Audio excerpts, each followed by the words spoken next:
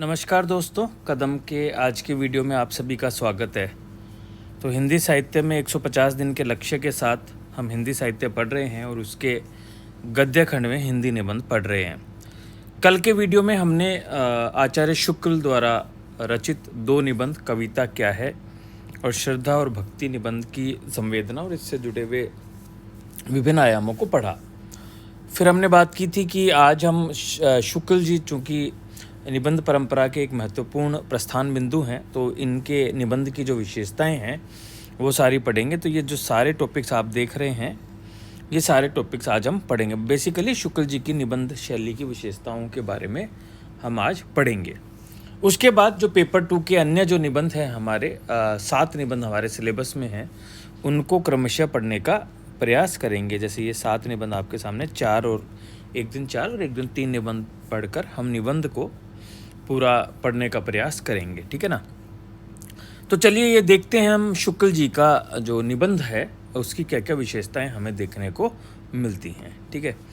तो देखिए, पहले समझेंगे कि इन शुक्ल जी की जो निबंध लिखने की शैली है वो किस प्रकार की शैली है। निबंध वह विधा है जिसमें लेखक और पाठक के बीच में एक सीधा संबंध स्थापित होता है, सीधा संवाद लेखक जो है वो पाठक के साथ करता है। आचार्य शुक्ल जी का मानना था कि गद्य की जो कसौटी है, गद्य अगर कोई लिख रहा है तो उसकी जो कसौटी और जो अंतिम जो चीज़ है वो कहीं ना कहीं निबंध ही है। मतलब निबंध अगर लिख पा रहा है कोई, तो इसका मतलब वो कवि गद्य के बहुत ही ऊंचे पायदान पर स्थित है, ठीक है ना। तो इन्होंने गद्य की कसौटी माना है और इनके जो निबंध है वो ना तो बिल्कुल भावों से युक्त, जो हमने ललित निबंध परंपरा देखी थी कि जिसमें भाव ही प्रधान बिंदु होता है, वैसी भी नहीं है। तो ऐसी भी नहीं है जो किसी वैचारिक निबंधों की श्रेणी में आए या वैज्ञानिक किस्म के लेखक हों जिसमें किसी सिद्धांत का प्रतिपादन किया जाए या किसी मनोवैज्ञानिक जो सिद्धांत है उसका विश्लेषण किया जाए, ऐसे नहीं है। बल्कि ये दोनों का मिश्रण होते हुए यहाँ पर बौद्धिकता भी नजर आएगी और वस्तुनिष्ठता भी नजर आएगी और भावात्मक भी कुछ हद तक ये निबंध नजर आएंगे। तो इन सब का मेलजोल होकर शुक्ल जी के निबंध निकलते हैं। उनके निबंधों का आंतरिक व्यक्तित्व वैचारिक और आत्मपरक है, बौद्धिक व भावगत है या मनोवैज्ञानिक और साहित्यिक निबंधों के संलयन से बनने वाला व्यक्तित्व है। प्लस सभी निबंधों के विभिन्न प्रकार के निबंधों की सभी विशेषताओं को जोड़कर जो संलयन बनता है वो हैं शुक्ल जी के निबंध। इसी पर उनका पूरा क्या है, शिल्प टिका है। इनकी भाषा शैली भी क्या है, वैज्ञानिक है। कैसे है, देखिए, एक तो ये क्या करते हैं, प्रसंग के अनुकूल भाषा का प्रयोग करते हैं। जैसे जब किसी विचार को बता रहे हैं तो बड़े वैचारिक बौद्धिक किस्म की भाषा का प्रयोग करेंगे। जैसे प्रेम में घनत्व अधिक है, श्रद्धा में विस्तार। तो ऐसे शब्दों का प्रयोग किया गया, बिल्कुल जो गहराई तक छू जाएं। इसी पर जिस प्रकार ज्ञान दशा क्या कहलाती है, आत्मा की मुक्तावस्था कहलाती है, उसी प्रकार हृदय की मुक्ति अवस्था क्या कहलाती है, रस दशा कहलाती है। तो ये इस प्रकार के शब्दों का इन्होंने उपयुक्तम प्रयोग किया है। फिर उन्होंने शब्दों की मितव्ययता भी रखा है कि जहाँ पर सूत्र वाक्यों का भी प्रयोग किया है। श्रद्धा व प्रेम का योग भक्ति है, यदि प्रेम स्वप्न है तो श्रद्धा जागरण, सूत्र वाक्यों का प्रयोग है। बहुत कम शब्दों के साथ में बहुत गहरी बात इन्होंने कहने का प्रयास किया है। इनके जो वाक्य विधान है वो श्रृंखलाबद्ध है, मतलब एक किसी भी वाक्य को अलगाना पूरे जो पैराग्राफ है उसमें संभव नहीं है। हर एक वाक्य का विन्यास प्लस उसकी पोजीशन और उसका साइज, सब कुछ बहुत ही वैचारिक ढंग से और बहुत ही सटीक तरीके से ये स्थापित करते हैं। इन्होंने जो भी विचार बताए हैं वो सब प्रमाणों के साथ बताए हैं, उसको सत्यापित किया है, तो उसकी क्रेडिबिलिटी, प्रामाणिकता क्या है, बढ़ जाती है। और इनके विचारों को प्रमाणों के साथ जब ये स्थापित करते हैं तो उन विचारों की बौद्धिकता का लेवल एक अलग ही नज़र आता है। तो ये इनकी वैज्ञानिक शैली की विशेषताएं हैं। तो बेसिकली ये शुक्ल जी की निबंध शैली है। अगर कलात्मकता और साहित्यिक दृष्टि से इसे देखें तो कलात्मकता जो गुण होता है या साहित्यिकता जो गुण होता है या भावात्मकता जो होती है उसका आधार होता है मानवीय हृदय से, दिल से जो लिखता है, ठीक है। तो इन्होंने भी क्या किया है, हृदय पर आधारित जो भाषा शैली होती है उसका प्रयोग किया है, जिसमें भाषा में वेग, आत्मनिष्ठा व कल्पनाशीलता के गुण दिखाई देते हैं, जो इनके निबंधों में भी दिखाई देते हैं। हालांकि इनके निबंधों में वैचारिक हैं, जिनमें वैचारिकता का आग्रह प्रबल है, लेकिन फिर भी हृदय पक्ष के कारण इसमें एक सरसता उत्पन्न हुई है। हृदय पक्ष कहाँ कहाँ देखने को मिलता है? देखिए, हास्य विनोद की मनोदशा का भी प्रयोग करते हैं, हास्य विनोद करते हैं अपने निबंधों में। जैसे ये वाला कथन देखिए, बंदर को शायद बंदरिया के मुंह में सौंदर्य दिखाई देता होगा, पर मनुष्य, पशु पक्षी, फूल पत्ती और रेत पत्थर में भी सौंदर्य पाकर मुग्ध होता है। ठीक है ना? तो इस प्रकार से हास्य व्यंग करते हैं। ये आवेग की दशा का भी प्रयोग करते हैं, व्यंग्य की मनोदशा का प्रयोग करते हैं। जो कल हमने शुक्ल जी का देखा था कि जो जबरदस्ती अपने को श्रद्धेय बताते हैं और गुण न होने के बाद में भी श्रद्धा उत्पन्न करने का प्रयास करते हैं, उनको शराबी गंजेड़ी कहा था उन्होंने। तो ये वाला कथन आप व्यंग्य के रूप में यूज़ कर सकते हैं। मुहावरों का प्रयोग करते हैं, जैसे उसे या तो कांटों पर या 2.5 कोस 9 दिन में चलना पड़ता। तो ये जो है 2.5 कोस वाला, ये मुहावरा ही है जिसका इन्होंने प्रयोग किया है। अलंकारों का प्रयोग भी करते हैं, जैसे कविता क्या है में लिखा है इन्होंने, कविता देवी के मंदिर ऊंचे खुले विस्तृत और प्रतीत हृदय हैं, है ना? इस प्रकार से अलंकारों का ये सुंदर प्रयोग गद्य की भाषा में भी करते हैं। तो ये सारी चीज़ें ये बताती है कि केवल वैचारिकता का जो आग्रह है वह प्रबल नहीं है, हृदय पक्ष भी है, जिसके कारण एक सरसता आती है। और निबंध शैली इनकी क्या होती है, दोनों का संतुलन साधने के कारण ही इतनी सटीक बन पाई है। इनकी जो निबंध शैली है वो विरुद्धों का सामंजस्य कहा जाता है, मतलब दो विचार जो एक दूसरे के विरुद्ध नजर आए, जैसे आत्मपरकता के साथ वस्तुनिष्ठता का होना बड़ा मुश्किल काम है। तो दो विरुद्ध विचार है जिसका इन्होंने क्या किया है, सामंजस्य किया है। वैचारिक या जो बौद्धिक निबंध होगा उसमें भाव नहीं होगा, भावना की प्रधानता नहीं होगी, ना के बराबर होगी, लेकिन उन्होंने भावना प्लस वैचारिकता दोनों का गठजोड़ किया है। तो ये जो विरुद्ध जैसे विचार है वो शुक्ल जी के आके यहाँ आकर समंजित होते हुए नजर आते हैं। विचारों की गूढ़ गुम्फित परंपरा, कल मैंने बताया था, इसको MTR कराया था आपको, मुझे तुम रटो, बिल्कुल रटना है इसको, विचार की गूढ़ गुम्फित परंपरा। इनकी जो निबंध शैली है उसमें वैज्ञानिकता के गुण भी धारण करती है, और वैज्ञानिकता तो आएगी क्योंकि वैचारिक निबंध है, लेकिन केवल वैज्ञानिक नहीं बनने दिया, उसमें भाव प्रेरित भी रखा है उसको, उसमें मानवीय भावों का भी समावेश किया है और एक संतुलित निबंधों की रचना इन्होंने की है। तो ये विशेषताएं हैं इनकी साहित्यिक शैली की, निबंधों की ही विशेषताएं देख रहे हैं। फिर इनके जो मनोविकार परक निबंध है, मनोविकार परक कल भी मैंने बात की थी, ये श्रद्धा एवं जो भक्ति है ये इनका मनोविकार परक निबंध है। डिबेट क्या है कि जो मनोवैज्ञानिक जब दृष्टिकोण या प्रस्तुत करता है तो व्यक्ति को मन के भाव बताने हैं, मनोवैज्ञानिक कोई चीज़ है वो बतानी है, तो उसे क्या करना पड़ेगा, मनोविज्ञान की सूक्ष्म बारीकियाँ पता होनी चाहिए, उन सिद्धांतों का पता होना चाहिए, उन सिद्धांतों का रेफरेंस लेगा, संदर्भ लेगा और फिर उसे अपने निबंध में बताता है। लेकिन इन्होंने क्या किया है, दोनों चीज़ें रखी, ऐसा कोई बौद्धिक निबंध नहीं बनने दिया, मनोवैज्ञानिक निबंध नहीं बनने दिया। कैसे, इसमें दोनों की विशेषताएं रखी है, मनोवैज्ञानिक विशेषताएं और साहित्य की विशेषताएं भी हैं। देखिए मनोवैज्ञानिक विशेषता कैसी है, विषय का चुनाव ही ऐसा किया है, मनोविकार परक निबंध है, तो मनोविज्ञान के कुछ सिद्धांतों को इन्होंने विषय के रूप में रखा है, जैसे श्रद्धा एवं भक्ति। उसमें फिर सूक्ष्म अंतर करते हैं, जैसे प्रेम और श्रद्धा का अंतर कल हमने पढ़ा, श्रद्धा और भक्ति का अंतर पढ़ा, इतना बारीकी से जो अंतर करता है वो मनोविज्ञान के सिद्धांतों को जानता है। इन्होंने परिभाषाएं जो दी हैं, सूत्र वाक्यों से बताया है कि श्रद्धा एवं प्रेम का योग ही क्या है, भक्ति है, जैसे जो परिभाषा दी वो मनोवैज्ञानिक परिभाषाएं नजर आती हैं। वैज्ञानिक शैली के तत्व भी नजर आते हैं, सटीक तरीके से परिभाषा जब ये देते हैं या उन चीज़ों का जब विश्लेषण ये करते हैं। लेकिन जब ये ऐसा करते हैं तो उसमें साहित्य का पुट भी देखने को मिलता है। जैसे इन्होंने श्रद्धा और जैसे भाव जो मनोविज्ञान के बताए हैं उसे समाज से सापेक्ष बताया है। हमने कल देखा था कि श्रद्धा जैसा भाव समाज के लिए क्यों जरूरी है, श्रद्धा और भक्ति जैसे भावों पर समाज में क्या खतरे मौजूद हैं, क्या आसन्न खतरे हैं, है ना, ये सारी चीज़ें हमने देखी थी। इन्होंने जो शराबी और गंजेड़ी कहा था कि जो फेक जो श्रद्धा को क्रिएट करने की कोशिश करते हैं, तो वो समाज से इसको जोड़ते हैं, लोक मंगल से जोड़ते हैं, ठीक है ना।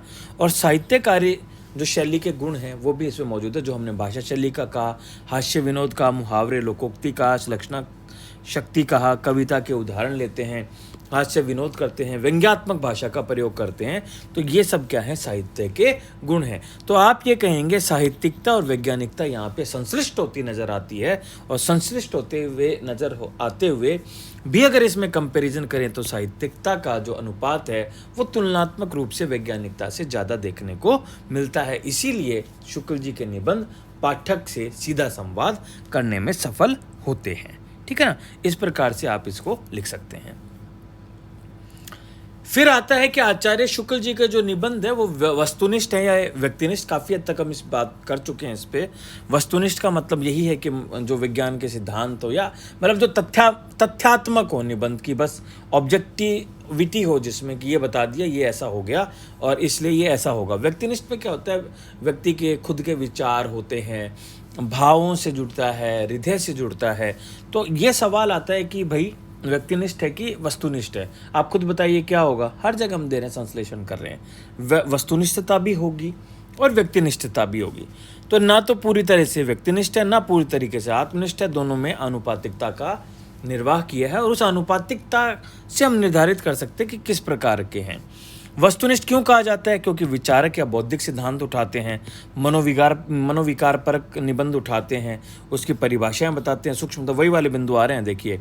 फिर क्या करते हैं, कई जगह रेफरेंस जो कोट करते हैं उसमें संस्कृत के आचार्यों के संदर्भ कोट करेंगे, संस्कृत हिंदी कवियों के संदर्भ कोट कर लेंगे, दार्शनिकों के विचारों को ले आते हैं। तो ऐसे जब आप तथ्य लाते हो, पुराने तथ्य लाते हो, तो उसमें वस्तुनिष्ठता आती ही आती है। निबंधों का सिद्धांतों से प्रभावित होना भी एक कारण बनता है, जिसकी वजह से इसे वस्तुनिष्ठ कहा जाता है, जैसे रस सिद्धांत, बिंब सिद्धांत, प्रतिभा सिद्धांत। परंतु ऐसा नहीं है कि केवल वस्तुनिष्ठता, इसमें व्यक्तिनिष्ठता भी। उन्होंने लोकमंगल से जोड़ा, रसवाद और लोकमंगल को समन्वित किया। ये जो विचार है ये शुक्ल जी के व्यक्तिगत विचार हैं, जो जिसमें वस्तुनिष्ठता का समावेश करते हुए भी इन्होंने आत्मपरकता को रखा है। इनका मानना था कि निबंध में व्यक्तित्व होना चाहिए, परंतु मन की उन्मुक्त उड़ान नहीं होना चाहिए, कि जो मन में आया वो कहा, कि उसमें कुछ सीमाएं होनी चाहिए, जो वस्तुनिष्ठ सीमाएं होंगी। उन सीमाओं को कौन बनाएगा, उनको वस्तुनिष्ठता ही उन सीमाओं को बनाती है। व्यक्ति को क्या करना चाहिए, भावनाओं को संयमित रखते हुए विचारों की अभिव्यक्ति करनी चाहिए। ठीक है ना। तो वस्तुनिष्ठ व्यक्तिनिष्ठता के तत्व कहाँ कहाँ मिलते हैं।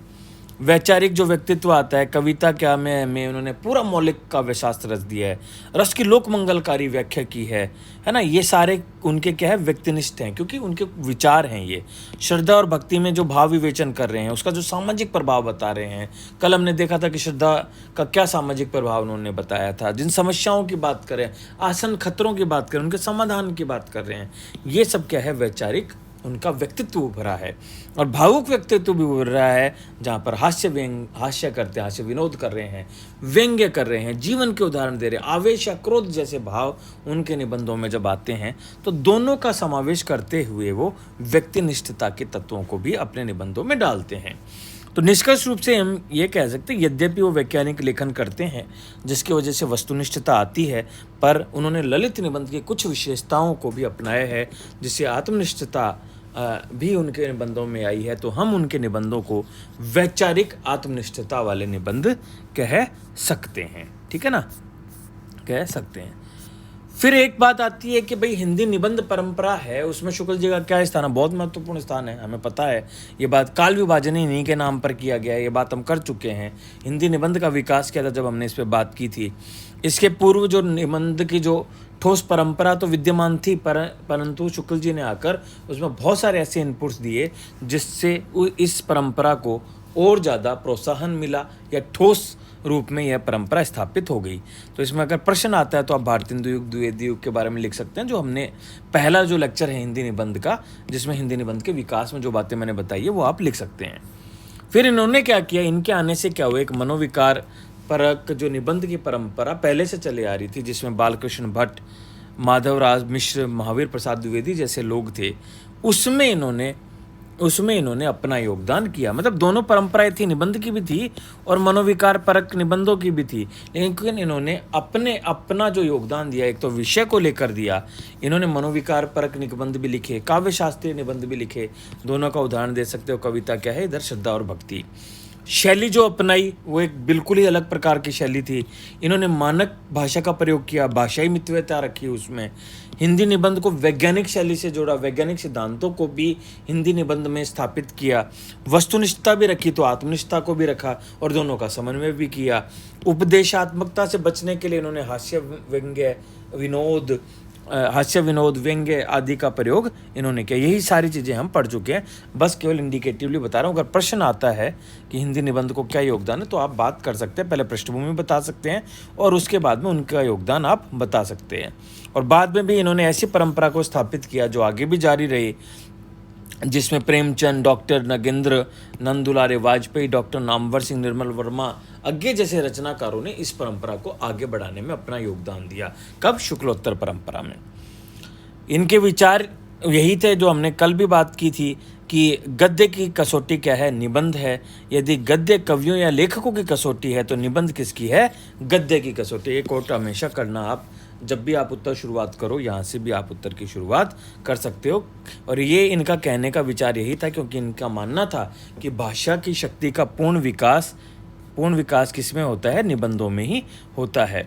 निबंध में ही व्यक्तित्व तथा व्यक्तिगत विशेषताएं पूर्ण रूप से परिलक्षित होती हैं, किंतु इन्होंने कहा था कि व्यक्तिनिष्ठता मुक्त उड़ान के रूप में नहीं होना चाहिए। वह क्या होना चाहिए? संयमित होना चाहिए, नियंत्रित होना चाहिए। ठीक है ना। इन्होंने विचारों की गूढ़ गुम्फित परंपरा, ये मैं बोल रहा हूँ, कल से बोल रहा हूँ, MTR। और कहाँ इसका मतलब मैंने कल भी समझाया था, जहाँ एक एक पैरा में विचार दबा दबा कर कसे गए हों, उसे कहा जाता है विचारों की गूढ़ गुम्फित परंपरा। तो ये सारे हैं शुक्ल जी के निबंध संबंधी विचार या शुक्ल जी का निबंध को योगदान। आखिर एक छोटा सा टॉपिक है, श्रुति मार्ग के हैं कि मुनि मार्ग के हैं। श्रुति मार्ग का मतलब होता है जो सुनी सुनाई बातों को पुनः से प्रस्तुत कर देता है, वो श्रुति मार्ग। मुनि मार्ग का मतलब मुनि क्या करेगा? अपने विचार डालेगा उसमें, है ना, संवर्धन करेगा उसमें, अपना इनपुट भी देगा, तो वो मुनि मार्ग होगा। तो आप खुद बता सकते हैं कि ये मुनि मार्ग के होंगे। केवल सुनी सुनाई बातों को नहीं कहा है, इन्होंने अपना इनपुट दिया है। तो मुनि मार्ग के हैं, संवर्धन किया है। ऐसे लोग क्या करते हैं? मनन की प्रक्रिया से गुजर कर सूक्ष्म चिंतन करते हुए मौलिक उद्भावनाएं प्रकट करते हैं। तो इनके तो मनोविकार परक निबंध देखिए, जो मौलिक उद्भावनाएं इन्होंने बताई है। काव्य शास्त्रीय मानदंड जो बताए हैं, कविता क्या है में, वो मौलिक उद्भावनाएं हैं। श्रद्धा और भक्ति का जो मनोविकार परक निबंध है, उसकी सारी ये जो मैंने बिंदु लिखे हैं, ये सारे आप लिख सकते हैं। इसको अपने स्तर पर देख लेंगे आप। ठीक है। तो ये शुक्ल जी के निबंध संबंधी जितने भी टॉपिक्स थे, ये सारे हमने कर लिए हैं। अब हम कल जो हिंदी का निबंध निलय के जो 7 निबंध है, उनको शुरू करेंगे। शुरुआती 4 निबंध से एक एक करके एक एक निबंध की संवेदना और उसके शिल्प पक्ष को हम समझने का प्रयास करेंगे। फिर हम हिंदी निबंध को पूरे अच्छे तरीके से पढ़ पाएंगे जब हम ये टॉपिक्स और पढ़ लेंगे। तो अगले 2 दिन का टारगेट हमारा हिंदी निबंध निलय के 7 निबंध को पढ़ना है। तो आप जुड़े रहिए चैनल से। जिनको नोट्स चाहिए वो टेलीग्राम ग्रुप पर आ जाइए, वहाँ पे सारे नोट्स आपके लिए उपलब्ध हैं। तो आज के लिए बस इतना ही। बहुत बहुत धन्यवाद।